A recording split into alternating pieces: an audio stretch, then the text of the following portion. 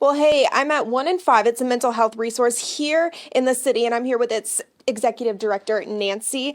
Hey, thanks for being here. Nice to see you. Yeah. So let's talk a little bit about these training sessions. You call them QPR training sessions, right? Right. And that stands for question, persuade, and refer. And it's really a gatekeeper training to teach people signs and symptoms, resources, and how to have a conversation with someone. Now we have on the screen here tips for asking the question. This is kind of a little preview of what one of these training sessions would look like. Can you walk us through that? Sure. So if you're sitting down with somebody and they're resistant, make sure that you give them time, you give them space, and you let them talk freely. If they are reluctant, be very persistent and make sure that you actually ask the question of, are you going to hurt yourself? Do you have a plan? Those kinds of things.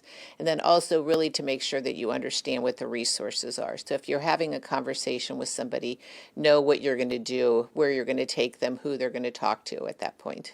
How do these training sessions kind of fight that stigma around mental health crises and asking for help? It's really normalizing the conversation. It's making people comfortable having the conversation. So as part of the training, you do a role play where you actually have to say the words out loud to another person.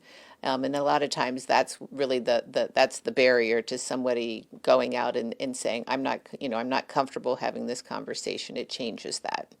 And really quickly, where can people go to register for these training sessions this month? So if you go to 1in5.org and you go to under events, you can see the QPR Blitz and you'll see a variety of different trainings that are available this month. And then you can also link directly to the registration.